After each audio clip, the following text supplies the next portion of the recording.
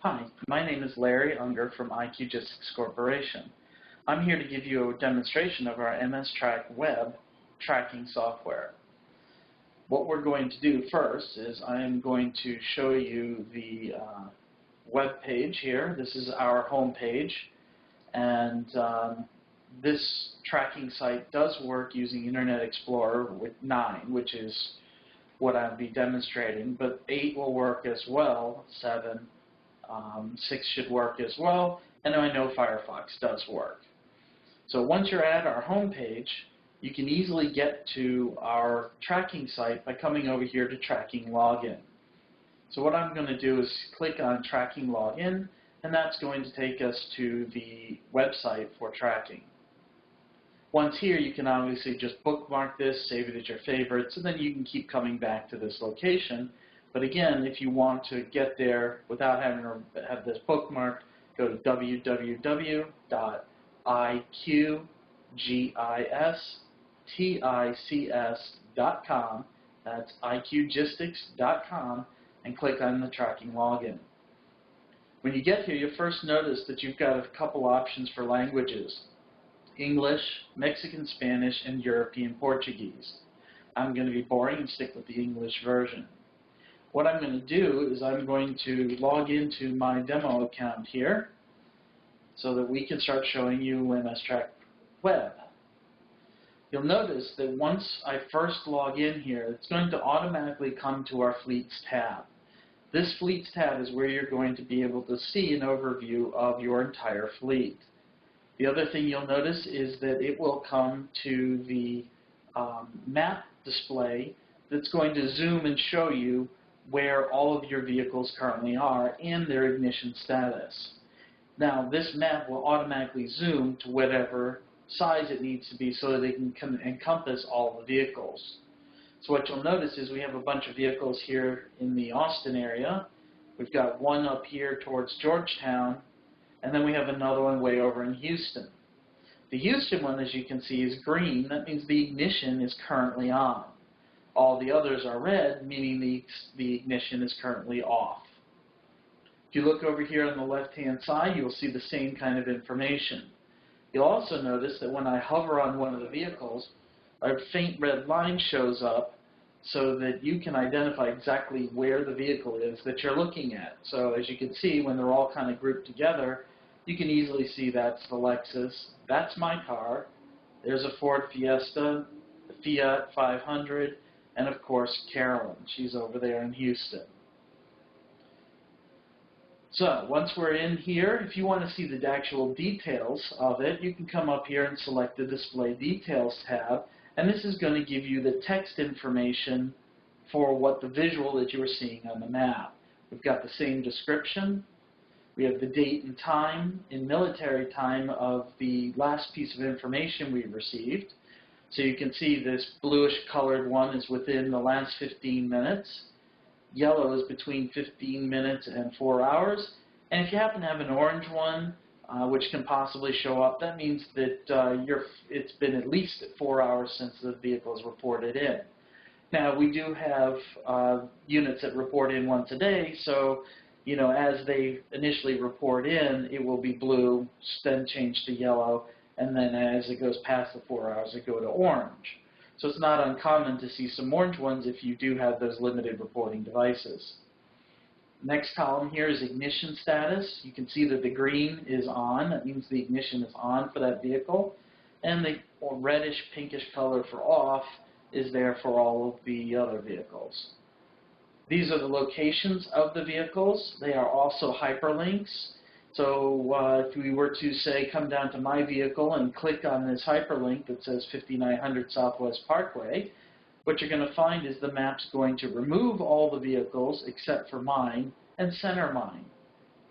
Okay? If I hover on the vehicle, you can see this little note card shows up, giving you the same information that we were just looking at on the display details.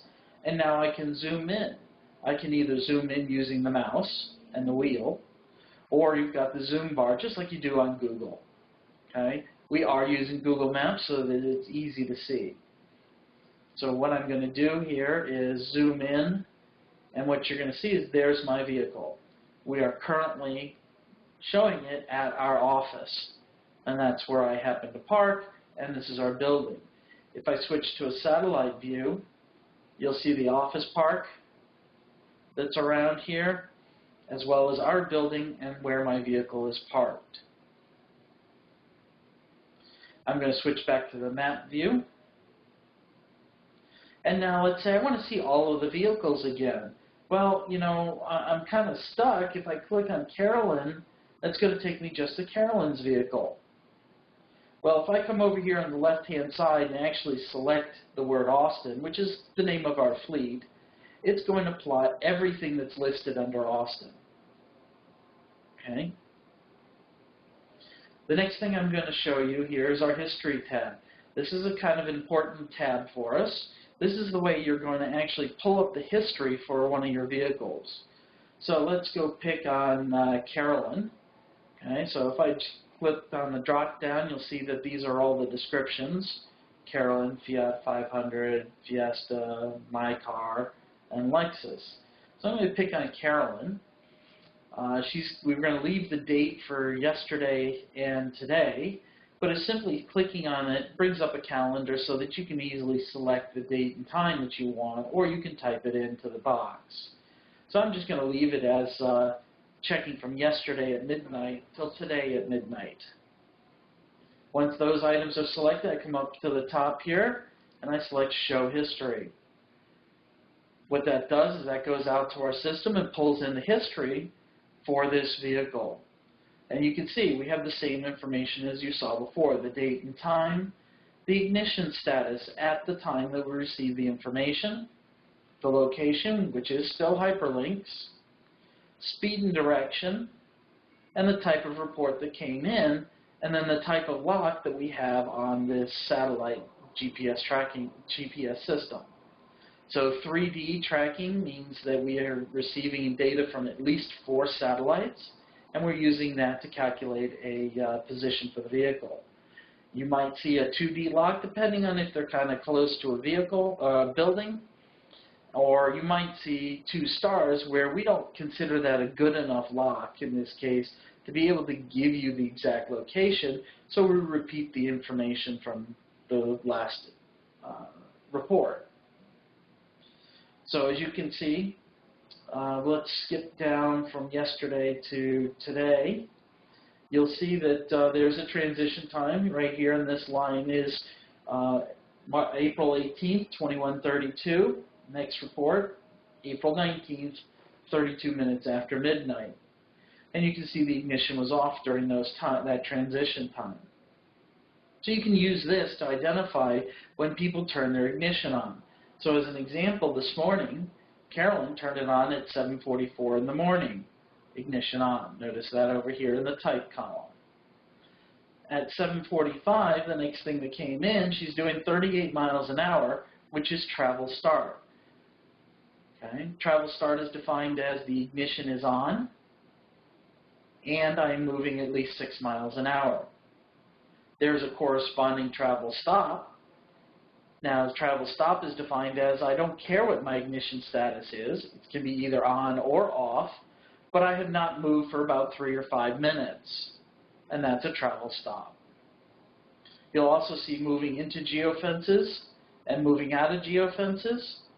Geofence is a virtual circle around a single point in the earth that you can identify as, I want to know when someone enters or leaves that area. In this case, we put one in around Carolyn's home so that we know when she came in and when she left. On the left-hand side here, if I click the plus button, you'll notice that we've grouped them by day. So if I select, let's pick yesterday, April 18th, and click on it, what's going to happen is it's going to switch over to the map view, and it's going to plot all of the information that we have for the 18th. Green vehicles mean that the ignition was on during the time. Red vehicles, such as up here, indicate that the vehicle was off during that report. Now you can see the vehicles are kind of pointing in different directions. That's the direction the vehicle reported it was traveling when it came in. Now it's a little hard to see. You can guess as to basically which road she was on. But if I click on Join History Points, you'll start seeing red arrows show up. And that gives you a much better indication of the direction of travel. Now you can see she's traveled down Mopac, down to this area, come back and forth a couple times, and then back up. If we now say, oh, let's look to see what happened on April 19th, you can simply come over here to the left-hand side, select April 19th, and it plots it. Oh, to April 19th, she had a big trip going. So let's join those history points, because right now she could start in Houston, come over to Austin. And we don't know. But simply by selecting Join History Points, you can see the arrows are starting to point from Austin area back over to Houston. So you can see where she's been traveling so far today.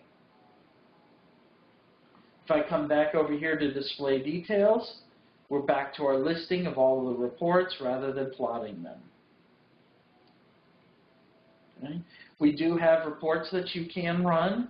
There's about a dozen or so. You can actually run these reports against one vehicle simply by checking one box, two vehicles, or any combination of vehicles that you want, including all of them. If I come up here to my fleet name, Austin, and simply check off the box, what you're going to find is it's going to select all the vehicles. Here's my reports. I have a calculated speeding report, I have a movement report, I have a trip report, excessive idle. There's quite a few reports in here. But what I'm going to run for you right now is a vehicle history report. And I'm going to run that for, let's run it on selected dates. And you have some hard-coded things, last 24 hours, yesterday, 3 days, 7 days. And you can choose whatever you want, or you can come down to the selected dates and actually, just like before, pop up a calendar and select your dates. So you can select your start date and your end date. I'll leave it again on April 18th to April 19th. I'm going to only run it, say, on Carolyn's vehicle, so I'll check off hers, and I'm going to hit run. This is going to go out to the system, and again, this is the same history that we just ran, but what it's going to do instead is it's going to put it on a nice piece of paper so that you can either print it or save it as a PDF. So you can either come up here and hit print, or you can choose to export it as a spreadsheet, a PDF, Word document. Simply by selecting your option, you can hit export report and then see the information. But again, this is exactly the same information that we were just looking at, just on a piece of paper, so that you can easily save it as an electronic document or print it and stick it in a file. That's a very quick overview of what MSTrackWeb can do. Thank you very much for visiting and watching this.